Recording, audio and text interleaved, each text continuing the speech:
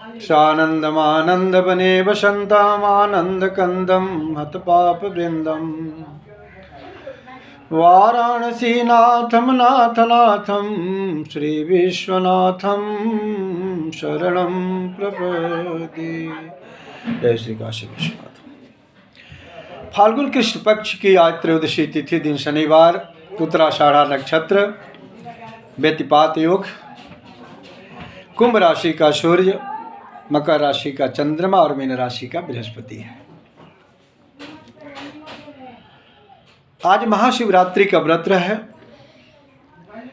लेकिन त्रयोदशी 5:43 सायंकाल से लग जा रही है और जिस रात्रि में चतुर्दशी मिलता उसी में महाशिवरात्रि का व्रत किया जाता है।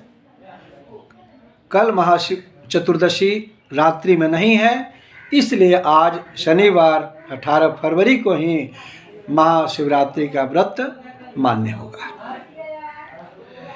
महाशिवरात्रि व्रत हिंदुओं के लिए एक महान पर्व है और इस महाशिवरात्रि के दिन एक याई योग, जिसमें शत्रुओं पर विजय प्राप्त की जाती है, वह योग सायंकाल 3:34 तक है। साथ ही साथ जिसमें सभी प्रकार की सिद्धि प्राप्त होती है, वह योग सायंकाल 3:34 से प्रारंभ हो रहा है। इसलिए बहुत अच्छा संयोग आज का है। ऐसे प्रत्येक मास में शिवरात्रि आती है, लेकिन फाल्गुन कृष्ण पक्ष की चतुर्दशी के दिन जो महाशिवरात्रि आती है, वह अपनी आप में बड़ी ही अनोखी, बड़ी ही अद्भुत और बड़ी ही अद्भुत और बड़ी ही अनुपम है। जो कन्याएं हैं, जो अविवाहित हैं, अगर वो महाशिवरात्रि का व्रत करती हैं, भगवान का पूजन बंदन अर्चन विधि विधान से करती हैं, तो उनको आदर्श पति की प्राप्ति होती है। ऐसा पति जो प्यार दुलार करने वाला हो। और जो सौभाग्यवती कन्याएं हैं, वे भगवान शिव के व्रत करती हैं, पूजन बंदन अर्चन करती हैं महाशिवरात्रि के दिन, तो अखंड सौभाग्यवती का उनको सुलाभ प्राप्त होता है। महाशिवरात्रि के दिन रात्रि जागरण का विधान हमारे शास्त्रों में दिया गया है। सायंकाल सूर्यास्त से लेकर के दूसरे दिन सूर्योदय के पहले रात्रि को 4 भागों में विभाजित करिए, 4 प्रहर बनाइए।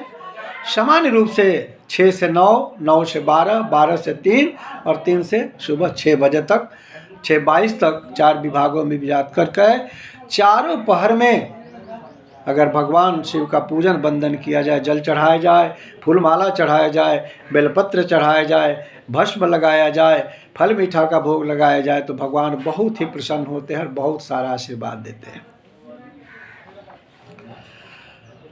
भगवान शिव को 1 लोटा जल चढ़ा देने से और थोड़ा सा गाल बजा देने से ही वो बम बम हो जाते हैं और मुँह मांगा वर देते हैं, क्योंकि आशुतोष शिव अवधरदानी, ये बड़ा ही शीघ्र प्रसन्न होने वाले और मुँह मांगा वर देने वाले देवता हैं।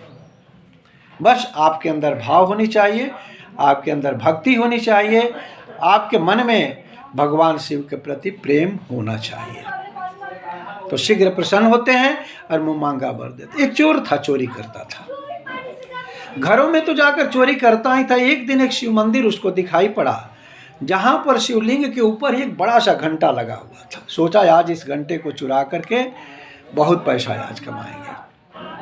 अर्धरात्रि के समय गया, घी का दीपक जल रहा था और वह ऊपर हाथ फैलाकर उस घंटे को वह पकड़ना चाहा, लेकिन उसकी ऊंचाई कम थी और घंटा शिवलिंग से थोड़ा ज़्यादा ऊपर में था, वो पहुंच नहीं पाया। बल का प्रयोग करके थक गया। अब सोचना उसने बुद्धि का प्रयोग करे, और 100 राजा ना 1 चोर की बुद्धि होती है, और जहाँ पर बल थक जाता है वहाँ पर बुद्धि सफल होती है, ऐसा शास्त्र प्रमाण। Wisdom wins where body fails, बुद्धिर्यस्य बलम तस्य।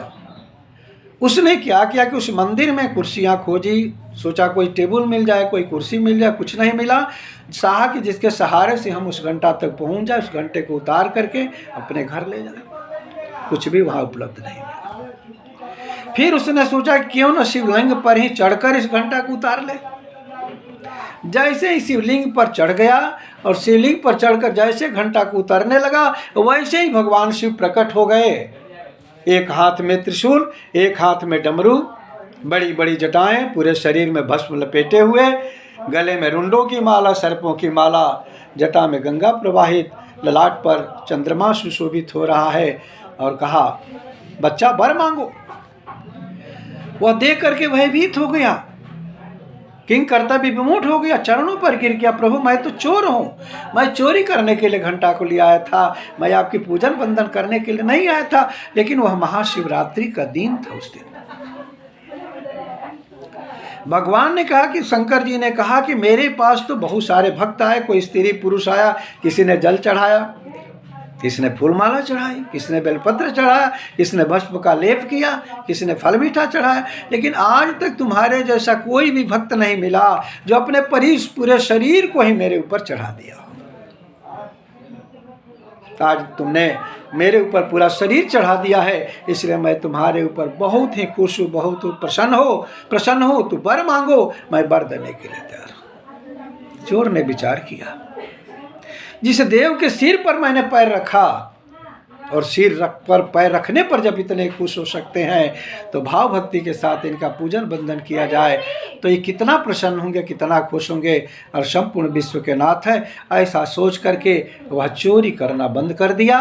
भगवान का अनुनय विनय किया, कहा प्रभु मुझे भक्ति दीजिए, मुझे कृपा करिए, और वह शिव भक्त हो गया। सांसारिक भोग को भोगा और मृत्यु परांत वह मोक्ष को प्राप्त हुआ। क्यों? कि भगवान का एक नाम महादेव है। महादेव महादेव महादेवी देवेति जुब्रवेत्, एकेन मोक्षम वाप्नोति द्वाभ्याम शंभूरिणी भवेत्। शिव भी है, कल्याणकारी है, शंभु है, शांतिकारी है, और महादेव भगवान के शिव का एक नाम लेने से भगवान शंकर मोक्ष को प्राप्त दे देते हैं। और 2 बार और नाम ले लीजिए तो ऋणी हो जाते हैं, कर्जदार हो जाते हैं, वो धरोहर के रूप में वो रख लेते हैं, जब आप चाहें उनसे वो आप ऋण आप ले सकते हैं ब्याज के साथ में। ऐसे हमारे आशुतोष तुम अवधर दानी, आरती हरहूँ दीन जन जानी।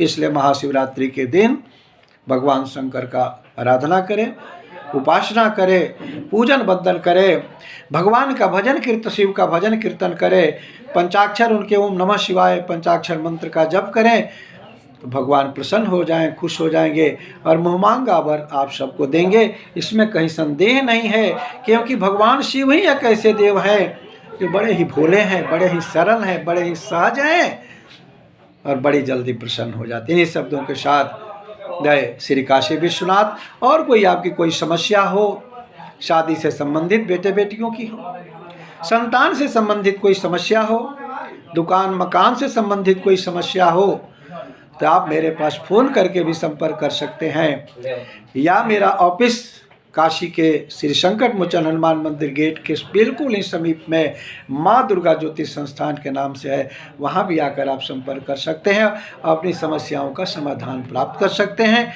इन्हीं शब्दों के साथ महाशिवरात्रि की बहुत बहुत हार्दिक शुभकामनाएं आप सबको, और इन्हीं शब्दों के साथ जय श्री काशी विश्वनाथ।